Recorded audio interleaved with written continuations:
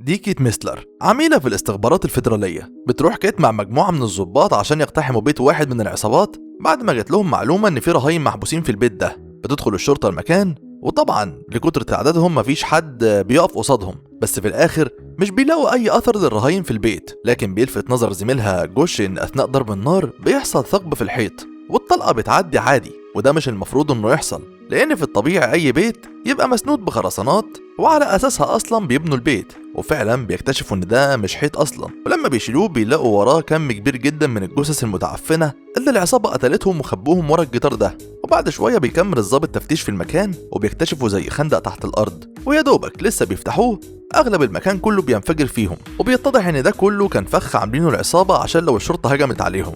بتستدعى كيت هي وزميلها للتحقيق في المركز الفيدرالي، وبتفتكر في الأول إنهم هيحققوا معاها لأنها قتلت واحد من العصابة، لكن بتتفاجئ كيت بإنهم بيطلبوها للشغل معاهم في فريق سري للقبض على واحد من أخطر رجال العصابات في أمريكا، وهو مانويل دياز. وبتفكر كيت إنها تعارض في الأول، لكن أول ما بتعرف إن الموضوع له علاقة باللي حصل مع الضباط اللي ماتوا في الانفجار بتوافق على طول إنهم هيسافروا لمكان معين في الأول. لكن بعد ما بتروح المطار بتعرف من واحد اسمه أليخاندرو إنهم مسافرين مكان تاني خالص في الحدود بين أمريكا والمكسيك عشان يحاولوا يقبضوا على أخو مانويل دياز وهو جيرمو. وبعد ما بتوصل مكان الكتيبة عشان يقسموا أدوار الفريق محدش بيذكر اسمها ولا حتى بيسألها انت جاية مع مين. وبتحاول بعد كده تفهم من أليخاندرو اللي واضح إنه الزعيم بتاعهم، وبيقول لها إن كل اللي بيعملوه هيخليها تشك فيهم، لكن في النهاية هتفهم كل حاجة. وهنا بيزيد الغموض عند كيت، يا ترى الناس دول تبع مين؟ وإيه هو اللي مش هتفهمه في شغلهم بالظبط؟ بيلبسوا حمالة الرصاص وبيبتدوا يجهزوا للعملية، وفي الأول بيروحوا الحدود ب5 عربيات، لكن بعد ما بيخشوا المدينة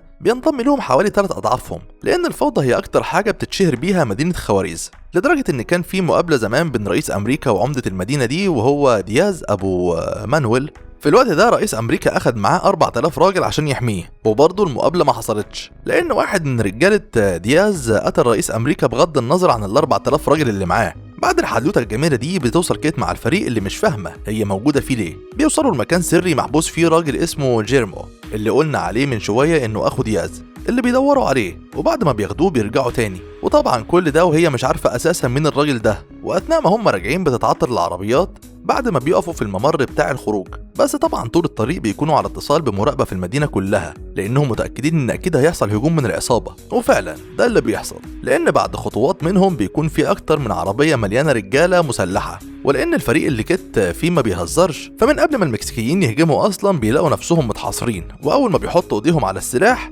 بيتصفوا واحد واحد. لكن كيت على الرغم من انها بره كل ده لكن في لحظه بتكون على وشك انها تموت، بس لحسن حظها بتقدر تشوف الراجل اللي كان هيقتلها في المرايه وبتقتله، وبتفضل بعد كده تلوم مات لانهم بيشتغلوا بشكل غير قانوني، لان طبعا وقت ضرب النار كان في مدنيين في المكان. لكن مات ما بيهتمش بكل ده وبيقول لها ان طالما خدوا اللي هم عايزينه فكل اللي حصل ده تنساه. في اول التحقيق بيحاول جيرمو انه يتهرب ويتظاهر بانه ما بيفهمش انجليزي، لكن بعد ما بيوصل أليخاندرو اللي اسلوبه في التعذيب مختلف شويه بيقدروا يعرفوا منه ان في نفق للمخدرات سري محدش يعرف عنه حاجه ومحدش بيقرب له اصلا، وهو ده اللي بيدوروا عليه ومتشال فيه المخدرات. ومانويل بيروحوا كتير، وبعد شويه بيوصل جوش زميل كيت عشان يوصلهم لمكان بيتجمع فيه المهاجرين غير الشرعيين من المكسيك لامريكا، وبيبتدوا يسالوهم ايه هي الاماكن اللي هم ما ينفعش يمشوا فيها، وده عشان يحصلوا بالظبط مكان النفق اللي المفروض يروحوه. وفي الوقت ده بيمل جوش وكيت لانهم مش فاهمين حاجه، وبيطلبوا من مات انه يشرح لهم اللي هم بيعملوه، وبيقول لهم مات انهم عايزين يعملوا اقصى ضجه ممكنه عشان يخلوا مانويل دياز يرجع المكسيك ويقابل فاوستو الرئيس بتاعه اللي محدش يعرف مكانه لحد دلوقتي، واللي بيكون هو ده بالظبط هدفهم من الاول في العمليه. وفي اليوم التاني بتروح لهم كيت الاوتيل اللي قاعدين فيه، وبتلاقيهم بيتكلموا مع ناس عن نفق سري تحت الارض، وبعد شويه بيغيروا لغتهم وبيتكلموا اسباني وهي اللغه الرسميه في المكسيك عشان كيت وزمايلها ما يفهموش حاجه. وبعد كده بيروحوا بنك مشهور عشان يقبضوا على واحده تبع رجاله مانويل، وبنعرف بعد كده ان الست دي بتورط فلوس لحسابه زي ناس كتير جدا. وبعد المراجعه بنلاقي انه بيدخل حسابه يوميا حوالي $9000، والكلام ده بيحصل من اكتر من 5 سنين. وبيطلب مات من كيت انها ما تخشش البنك في الوقت ده، لكنها بتعاند وبتروح والكاميرا بتلقطها. واللي بيحصل بعد كده هو ان مات بيبلغ مدير البنك انهم يقفلوا المانويل الحساب بتاعه اللي فيه اكتر من $9 مليون، وبكده مانويل ممكن يكون متوتر وبالتالي هيغلط، وهو ده بالظبط اللي بيكون مستنيه مات وأليخاندرو. بياخدوا هما الاتنين بقى اليوم راحة، فبتقرر كيت انهم يروحوا اي بار يقضوا الليلة فيه. واثناء ما هما قاعدين بيقابلوا ضابط اسمه تيد صديق جوش واللي من اول القعده ما بيشيلش عينه من على كيت. وبعد شويه بيروحوا هما الاتنين الاوضه بتاعتها، وهناك بتلاقي كيت معاها نفس الحظاظه اللي كانت الست بتاعت البنك رابطه الفلوس بيها، واللي الواضح كده انها زي الحظاظه الرسميه بتاعت رجال مانويل دياز. وبتتضايق كيت في الاول وبتحاول انها تثبته بالمسدس بتاعها، لكن تيد بيكون اقوى منها وبيقدر انه يمنعها انها تاخد المسدس، وبيخنقها بعد كده وبيكون على وشك انه يقتلها. لكن فجأة بيدخل أليخاندرو وبيثبته بالمسدس، وبنعرف من مات إن تيد ده شرطي فاسد من رجالة دياز، وإنه قدر يوصل لها لأنها دخلت البنك وبانت في الكاميرات اللي هناك، وبكده العصابة كلها عرفت شكلها. وطبعا كيت ما بتصدقش كلامه لأنها بتكون عارفة إن منعه ليها إنها تدخل البنك كان زي حافز إنه يخليها لازم تدخل عشان تعرف إيه اللي بيحصل فيه. يعني من الآخر هو اللي استخدمها كطعم للظابط اللي بيحققوا معاه. بعد كده زي ما باين على وشه التحقيق عندهم عامل ازاي عشان يقول لهم على اسامي الضباط زمايله المشتركين مع مانويل دياز، وبيرفض تيد في الاول، بس لما بيهددوه بقتل بنته ومراته بيوافق وبيديلهم كل المعلومات عن الضباط التابعين لمانويل دياز، واللي اكيد بعد كشف رجالته لازم يتحرك من مكانه. وفعلا الكاميرات بترصده بعد كده في مكان قريب من النفق السري اللي بيدوروا عليه، وبيبتدي مات يعرفهم على دور كل واحد في الفريق، لكنه برضه ما بيهتمش اساسا بكيت اللي بتساله هي ليه موجوده هي وزمايلها في الفريق، وبيرد عليها مات بكل صراحه ان المخابرات ما ينفعش تشتغل او تقتل داخل حدود امريكا غير في حاله وجود عملاء فيدراليين محليين اللي هم كيت وجوش.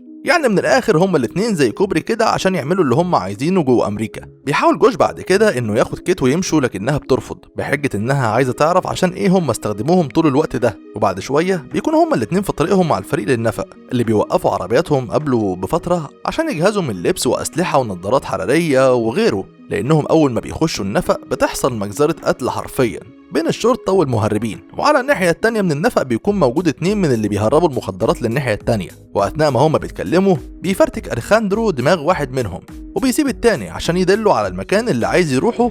وفجأة بتطلع كيت من النفق وبتروح لهم وبتثبت أليخاندرو بالمسدس عشان يسيب الراجل اللي معاه ويحققوا معاه بشكل سلمي، لكن أليخاندرو بيفاجئها وبيضربها طلقة في حمالة الرصاص وبيحذرها إنها تثبته بالسلاح مرة تانية، وبيسيبها وبيمشي. وفي الناحية التانية بيقول لهم جوش إنه كيت مش موجود ولسه هيرجع باقي الفريق عشان يدوروا عليه. بتدخل كيت بكل عصبية وبتصفع مات على خده لانه في كل خطوه بياخدها بتكتشف كدبه جديده، وطبعا مات ما بيسكتش وبيرد لها القلم وبيحاول انه يخليها تتمالك اعصابها، وبيقول لها انها راحت النفق الغلط وده خلاها تشوف حاجات ما كانش ينفع تشوفها، وبيصارحها بحقيقه جديده وهي ان كل اللي بيعمله أليخاندرو ده هدفه انه يوصل للشخص اللي ورا قطع راس مراته ورمى بنته في مسحوق الاسد. وبتتفاجئ كيت من اللي بيقوله لانه اخيرا لقت حاجه رايقه على تصرفاته، بس بعد كده بتهدده انها اول ما ترجع هتفضحهم. بيركب أليخاندرو مع الضباط عشان يروحوا لمانويل دياز، وطول الطريق بيكونوا على اتصال مع ناس راصدين موقع العربيه بتاعته عشان اول ما يوصل يقولوا له. وبعد شويه بيقفوا عند عربيه مانويل دياز اللي كان عايز يوصل له من اول الفيلم، وبيأمر أليخاندرو الضابط انه يخلي مانويل ينزل من العربيه ويسيب السلاح بتاعه. وهنا بيترجى الضابط انه يسيبه بعد اللي هيحصل لان عنده زوجه واطفال، لكن أليخاندرو زي ما احنا عارفين ملوش في العواطف دي، ويا دوبك اول ما بينزل الضابط بيقتله وبيضرب مانويل بالرصاص في رجله، وبيأمره انه يوديه للزعيم بتاعه من غير ما حد يحس بحاجه. قبل ما يدخلوا الفيلا بيسالوا مانويل ايه اللي هيعملوا فيه بعد ما يوصلوا، لكن أليخاندرو ما بيتكلمش ولا مانويل بيتكلم تاني اصلا. بعد ما أليخاندرو ذبحه ويا دوبك لسه الحراس بيكتشفوا انه مقتول، بيتفاجئوا بأليخاندرو جاي من وراه وبيقتلهم واحد واحد، وبيقدر بعد كده انه يخش البيت. واخيرا بيقابل البوس الكبير اللي امر بقتل مراته وبنته زمان، واللي اول ما شاف أليخاندرو بيطلب منه انه ما يقتلوش قدام مراته واولاده، وأليخاندرو فعلا بيلبي له طلبه بس بيقتلهم هم الاول. وهنا بيتصدم فوساتو، بس للاسف صدمته ما بتطولش لان ثواني وبيلاقي نفسه ميت هو كمان. وبكده أليخاندرو حقق كل اللي هو عايزه، وهو الانتقام من اللي قتل عيلته في نفس الوقت نهاية واحد من أكبر رجالة العصابات الخفيين في أمريكا والمكسيك. وبينتهي الفيلم بعد ما بيظهر أليخاندرو بعد كده وهو بيقتحم شقة كيت وبيجبرها على إنها توقع على اعتراف منها بإن كل اللي عملوه في أمريكا وعلى الحدود حصل بشكل قانوني. وبترفض كيت في الأول وبتبكي، لكن زي ما احنا عارفين أليخاندرو ما بيهزرش وبيهددها بالسلاح وبيقول لها إنه لو قتلها الموضوع هيبان وكأنه انتحار. وبتمضي كيت في الاخر على الورقه وبيقول لها قبل ما يمشي جمله جميله جدا، وهي انه احسن لها تروح تعيش في بلد صغيره من اللي لسه بيطبقوا القانون لان العالم دلوقتي كله ذئاب. برايك انت بقى، هل بلدك في البلاد القليله اللي لسه بيطبقوا القانون بحذافيره زي ما كانت عايزه كيت، ولا فيها برضه ناس ذئاب زي صاحبنا أليخاندرو؟ لو عجبك الفيلم دوس لايك للفيديو، سبسكرايب للقناه، وسيب لنا رايك في الكومنتات وفعل الجرس عشان يوصلك كل جديد. مع السلامه.